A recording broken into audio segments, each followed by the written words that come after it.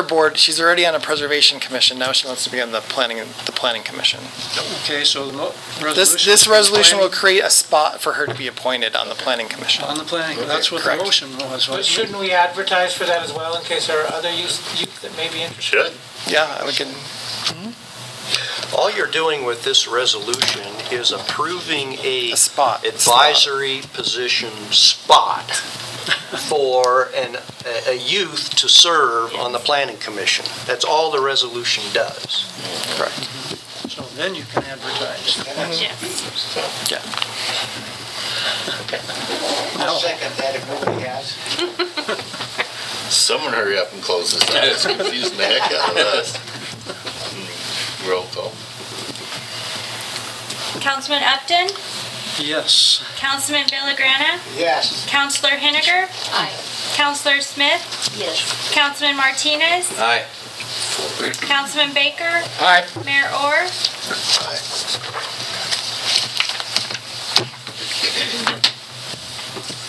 Okay, next, the Fox Archives lease agreement, and that'll be Mike.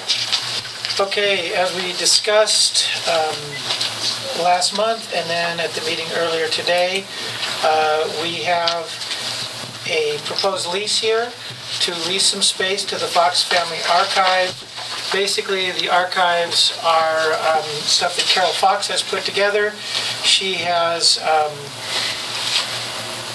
lots of documents on the history of Florence and the citizens of Florence. We have proposed, we've used sort of the standard form that our city attorney prepared for us. We did add references to them providing insurance, and we are charging a nominal sum of $10 a month so that we can make this available to the citizens of the community, and we request that council approve this lease. Mr. Mayor, I'd like to make a motion that we approve the agreement to lease to the Fox Family Archives in Huron City Hall, 600 West 3rd Street, Florence, Colorado. And a second. Okay, we got a first and second, and any further discussion on this matter? One thing for me, on section 2, it says the lease commencing October 1st. It should say October 15th. As amended. Okay. Amended stated. All those in favor, raise your hand and say aye. Aye. All those opposed? Did you get that? I got it. Which way do you like so far? I like the ayes. Mike's new one or the old one? I like it better. It's a motion. I like the old way. Okay. Fremont RE2 SRO contract. Mike, Chief Dale Rentis? wake up. Yeah. Oh, I had to catch up on sleep.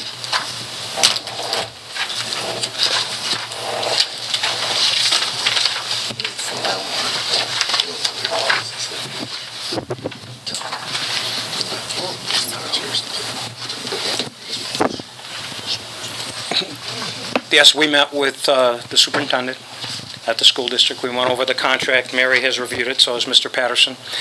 We added a few things in there, meaning that they will cover overtime. We've gone over, I'm sorry, go ahead. That's basically the specific changes on your last page. Yeah. Sector 3.2A. That's the only changes in this contract versus previous contract. Everything else remains the same. It's been pretty much a standard contract since I've been here, which covers everything. I meet with the SROs weekly. So, the school district is very pleased with both SROs, and I've had citizens call and also express their gratitude for how well they're working with the kids in the community. Okay. And that's going well for you? Yes, sir. Okay. The staff would be asking that we approve the contract with the school district for the two SROs. All right. Discussion? I don't find this agreeable at all. I don't see where the school is held or any responsibility towards the SRO officers. I just think that the school has to accept some responsibility for their actions with the SRO officers. For example, the SRO officers should be included in the teachers' meetings because whatever happens there, they should be informed of. They should have one individual that specifically they report to. In the event that there is something that's coming up, that they should be notified. Can I? In all honesty, I don't see that addressed here in this particular. I'm sorry, sir. Go ahead. It is addressed in several different sections in the contract. There's a standard SOP that we've been operating. Every day they come in, they notify the schools, they report to the principals at each school they're assigned to. They're given any information on anything that's going on.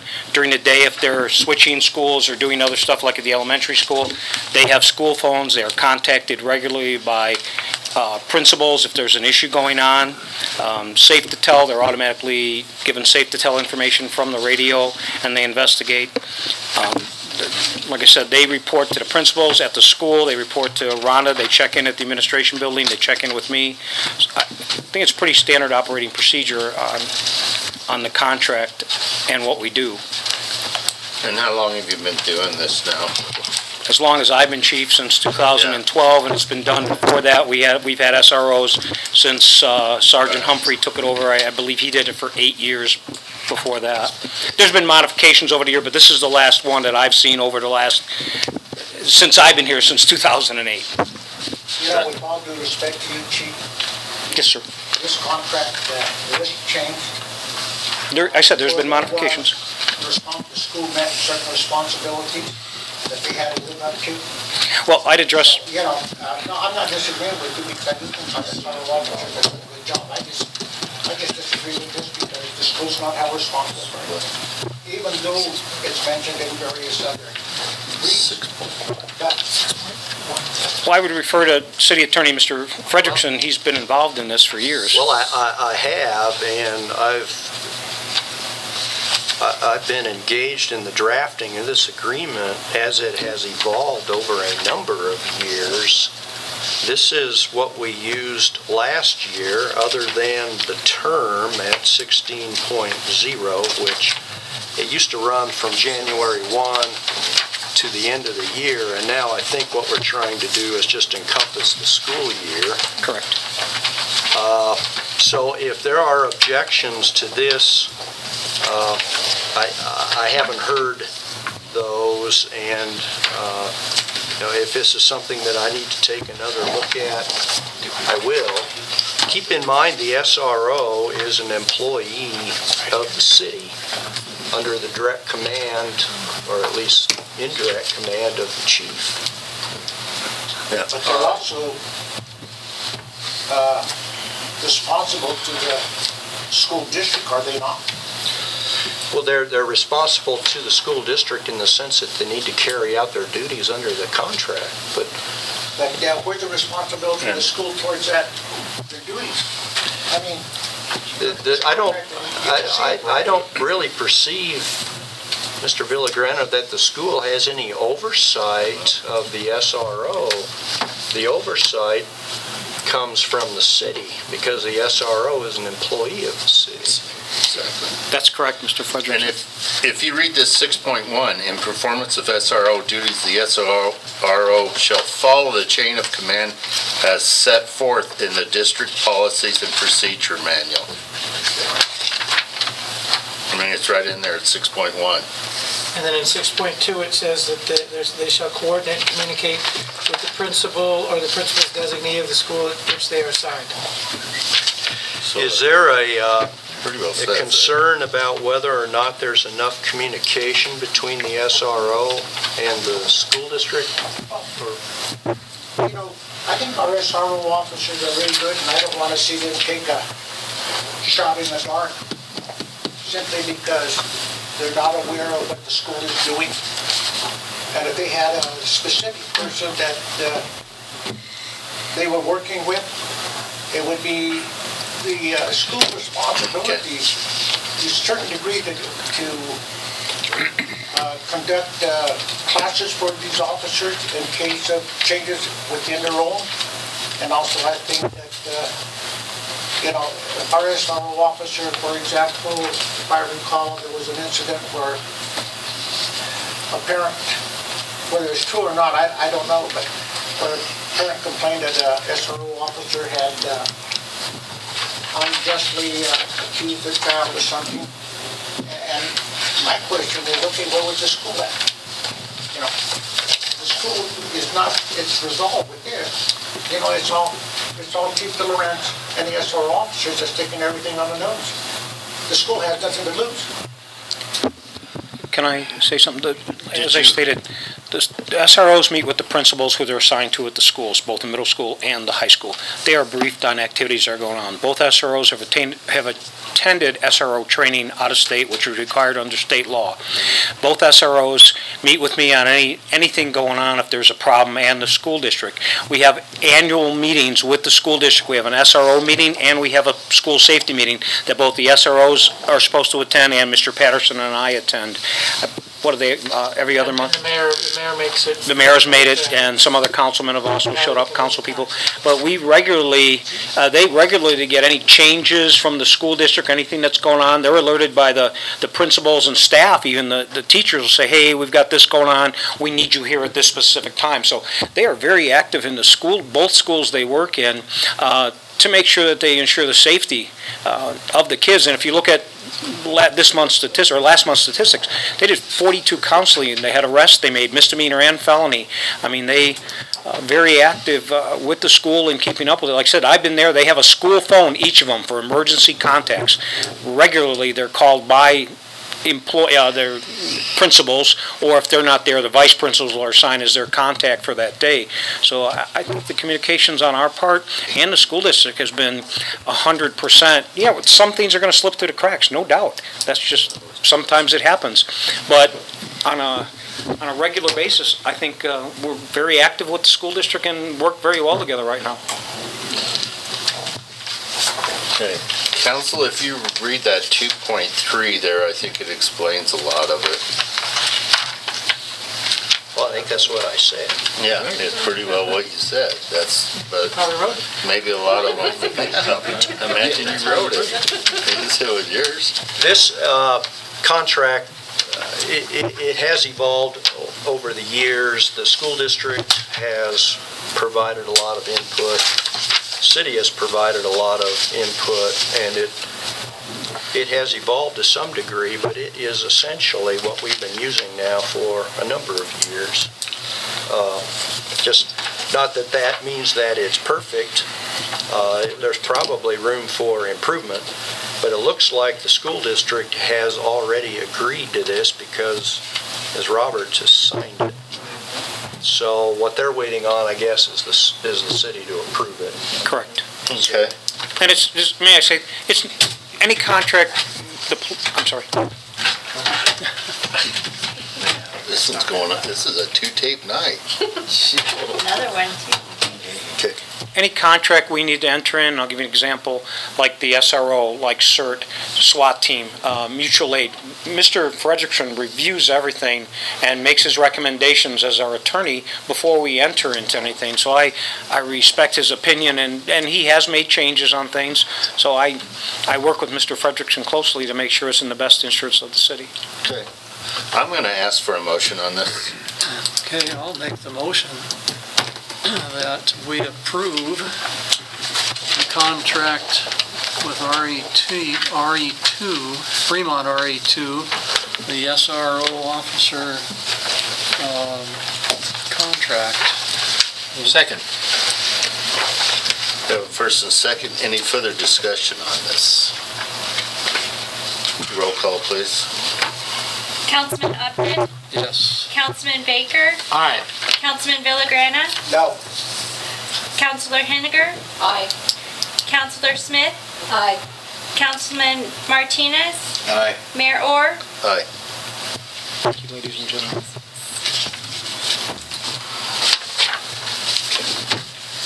Okay, next, we'll go to the City of Florence's 2016 budget schedule. Okay, well, hopefully this will go a lot easier. in order to meet all of our deadlines, I put together a adoption schedule for the budget. Our first meeting will be next Monday in order to make the paper as the published hearing date, and then on, and we will have various budget meetings every Monday through October here at 6 o'clock, and then November 2nd, the first reading, November 16th, did I say November 2nd? And then November 16th. November 19th, adopting it, and December 20th, which is 30 days, is the publication of the second reading for the ordinance. So it follows in line with pretty much what we did last year. So for anybody who's interested, it'll be every Monday here. Oh, boy. Oh, boy. So basically you have meetings October 12th at 6 o'clock, October 19th at 6 o'clock, and October 26th at 6 o'clock. Except for us. Sorry. Except for those that aren't even going to be here. Some of you might not make them all, as long as we have 4. Okay. Next, we need the Rocky Mountain Bank and trustee signatures. Again, Mark Crespin came in our last, when we approved the Rocky Mountain Bank and Trust signatures a while back. We missed one of the accounts, and it's just to get the signatures on account 524905 with Rocky Mountain Bank and Trust. It's the only account that somehow it got missed in the changeover of all the signatures. Okay, a motion to, as stated, on the signatures. Second. Okay, we have a first and a second. Roll call, please. Councilman Upton? Yes. Councilman Baker? Aye. Councilman Villagrana? Yes. Councilor Henniger? Aye. Councilor Smith? Yes. Councilman Martinez? Aye. Mayor Orr? Aye. Okay, under the mayor's report, appoint an ex officio city council member to the Florence Historic Preservation. Do I have a few that's interested in it? Well, I said I attended just the one meeting. It was organization meeting, but it's just another thing to do in life. Keeps you out of trouble. Yeah, it does. So is there anyone else? But Huh? I believe I attended that meeting.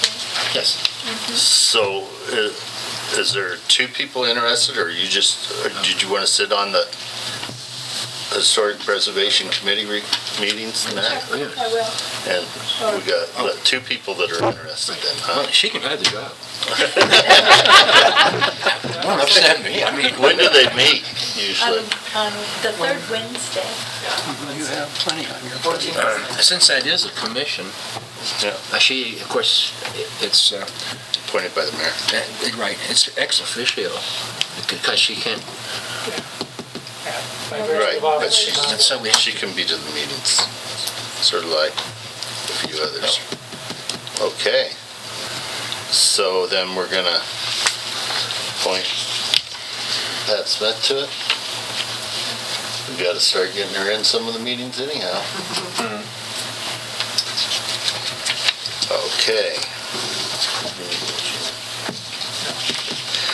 Committee reports. Does any of you council have any committee reports? None? Wow. Thank you. City attorney's report. I have no report. Is there a question for me from anybody? Okay. We'll go to the department heads. Who wants to be first? Mary? And I probably will need Wade's assistance. I talked to Christy Culp on the DOLA, the project that's for the engineering, and what we need to notify the council of is the change in scope of that project that it will be engineering. So I'll let Wade explain, but that was one of her it wasn't even a recommendation. It was that we need to notify of the change in scope of that project. So I'm going to turn it over to Wade. You approved to support a grant application to the Department of Local Affairs for us to go in for a project to work on replacing the water line on 67 and 115 along Main Street in McCandless, as well as doing some stormwater that goes through Mr. Upton's property down Florence, 3rd Street, out to either the river or out to a pond. And when I was working with Dory, we were under the impression that we'd have to hurry this up and get this done because construction was going to start at the beginning of next year. Since having meetings with CDOT and our engineer, as well as the engineer at CDOT's hired, this project probably isn't going to start until 2017, so we have some time. So Christy said to come in and do a grant for design and engineering first, and then come back and have an accurate grant for construction. Because at this point we were coming in for design, engineering, and construction, and it was hard to determine costs before you've done all the engineering and construction. So Ms. Culp made a friendly recommendation that we come back for just the design section of this grant, and that would make it more competitive. And since the project was pushed back, there'll be plenty of time to get this grant executed and then be in shape to apply for the construction, to team up with CDOT when they're ready for their construction. As a reminder, it was the one that we were going to put up, match 700,000 to the project, and I believe now it may be 120. This grant will be, yes, it'll be about 150 for the design to match the 150 from DOLA. This is about $350,000 in engineering, design, stormwater research. So. Question, and this money will be coming out of what? The water fund, and we have to talk about that with Mike and Mary just to verify. It'll come out of there's been money put away every month for the excess gallons over what it costs to pay the bills of the water department, and it goes into an account, and it would be used for that, out of that account. I brought it. It might take me a few minutes, but that would be the account that the money would come from. Yeah, what my question really is, how much do we have in the account? Do we to cover this thing? It's part of the this is the project that we're holding off on. Yeah. We're just stalling for a second while she finds the number.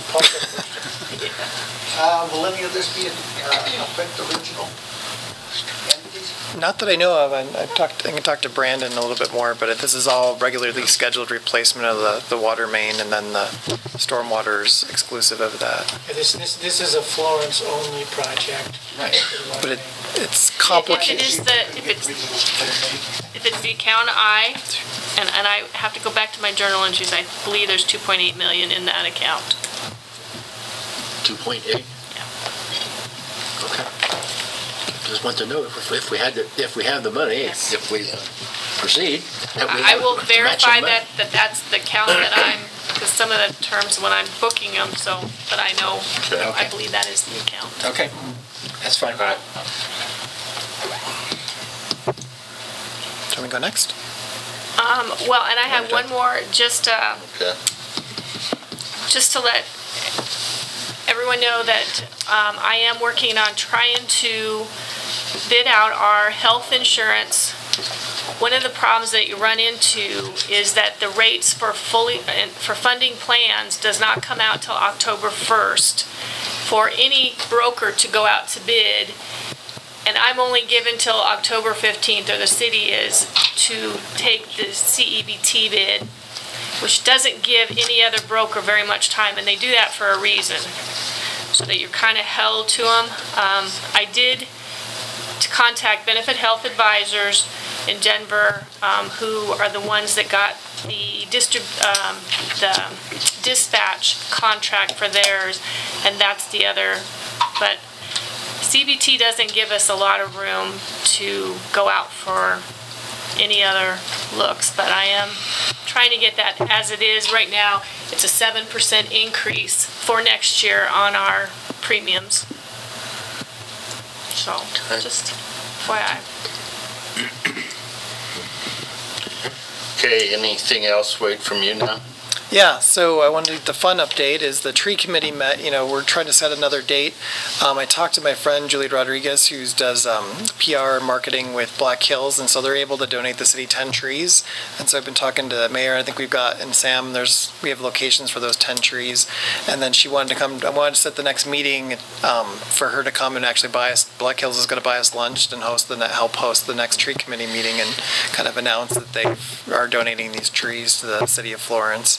We're going to do it on Friday, but Mike reminded me there's Action 22 meeting, and so hopefully it'll set the meeting for maybe the next week and have Julie come and talk about the program that Black Hills. They have this silent program where if you just ask them for tree donations, they do it. Nobody seems to ask them, so all of my kids' schools have new trees because nobody else knew to ask them for free trees, so we're going to benefit from that this year. So we already have locations picked out for them. Okay, that's great. And then the other one is going back to the half-cent sales tax for public improvements.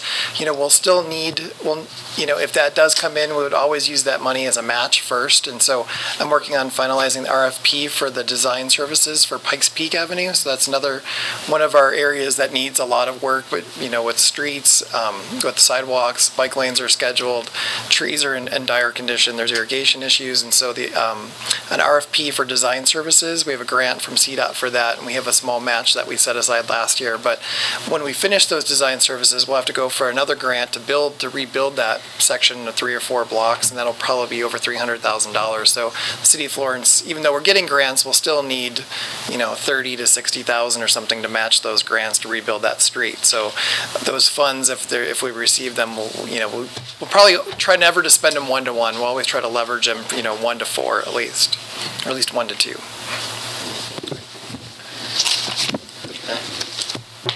Any other department heads that's got anything? Okay. Sam?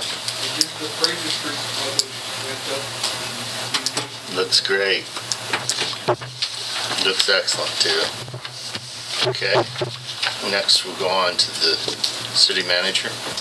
Okay, I'm requesting an executive session to discuss possible litigation with the city attorney.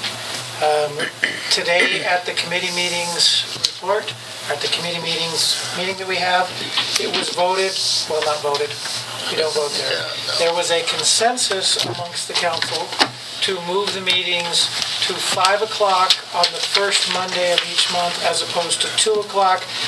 That way, making it easier for members of the public to come and attend, as well as make it easier for council members to work and have regular jobs and still make meetings. Now clarify, that was for a committee meeting. Yeah, committee meetings, I don't know what I said, but committee. So 5 o'clock on the first Monday of every month from now on will be the committee meetings, unless council moves it to another time. Then, as Wade mentioned, Action 22 is having a meeting here in Florence this Friday. The good news is the county's buying lunch, so that part is good. And then on the whole subject of lunch that's free to us, next Monday, the city-county meeting, the joint meeting there will be held at Canyon City Hall at noon, and they provide lunch there as well. So we've got a couple days in a row there, at least work days, with lunch being provided. And that is all I have. Mike, how are we doing on that road to Sumos? We're still waiting for final design from Pioneer Sand and Gravel. We were hoping that they would have that done, but at this point they've been bouncing some questions back and forth off our staff. Sam's been a big help, just not quite done with that. I spoke to their guy recently and he let me know that they would definitely have it ready. I'm hoping, well, certainly by today, that hasn't happened yet, so, but very soon. Could you clarify something, then going back to Monday, October the 12th, did you say the Canyon City's involved? Canyon City is hosting. I thought the county is hosting. No, this one's at Canyon City Hall. Oh, because it just says city and the county. Yeah, that's the one on October 12th. The one on November 9th will be just us in the county. But October 12th is all of us together at noon at Canyon City Hall. Is that all from you? Okay. That is it. I'll make a motion, we pay the bills. Okay, we have a first and second. Roll call, please. Councilman Baker? Aye. Councilor Henniger? Councilman Villagrana? Counselor Smith? Councilman Upton? Aye. Councilman Martinez? Aye. Mayor Orr? Aye. I make a motion that we go into executive session to Right. discuss the question of litigation. Okay, after a 5-minute break. Wait a minute, 5-minute break. Let's go ahead and vote on it. Yeah, we will. All those in favor? We're going back to the other one. We're going back the other way. All those in favor? If All those opposed? Nay. If we're going to do it this way, the record needs to be clear as to what the vote was. I know, she's right. So now, we had, Well, that was 6-1. It ought to Need be, on it ought to that. be announced. Well, see, this is Mike's new idea. All you gotta do is announce at the end Just of it. announce. So what you need to do right now is, what we talked about was we had 6 votes in favor and 1 against, so now you wanna pull. No, they were all, but Tony No, was he just was being, not. Tony was just being funny at the end. Did you? Nay. He said nay. Yeah. Okay. So then you Let the record show 6 ayes and 1 nay. All right, Is that better? that's fine. Okay, Okay. all right. This is just so much fun. Okay, now you stop the tape. Can't beat you guys. Why was, Hey, Bob, how's your daughter-in-law's sister doing? I haven't heard anything more, but yeah, come home by tonight. She had a pretty good, I didn't think about it while you were there. I should have said, come on in and take a look at the house. Yeah, well, that's good. No stitches, she had 1 staple. Well, that's a good deal. Yeah, well, those, people just don't realize without a helmet how nasty a fall can be off a bicycle. Yeah. Bob, what time But, is it in the office? 9 o'clock. 9? I'll try to. come by again. I didn't think about it when you're standing out in the street to say, come on in. No, that works. It's scary because that way you don't keep it. kids to go to church, one of Hey, our house. good vacation. I'm ready. I'm ready to go now.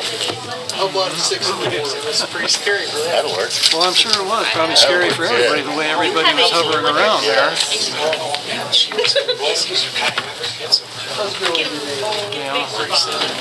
No, I'm sure she was. Everybody was. Yeah, everybody was shook up standing around there. I'm sure she will. It's a good whack.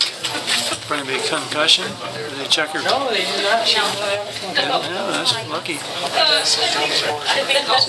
Oh, well, St. Thomas Morgue, did you say? Just remember, get all their stuff.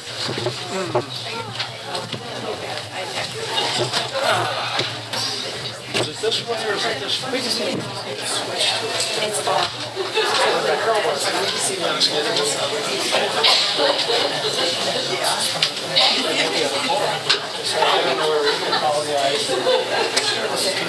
do you need me for this one? Okay. Yeah, that's what I'm gonna say, let's just.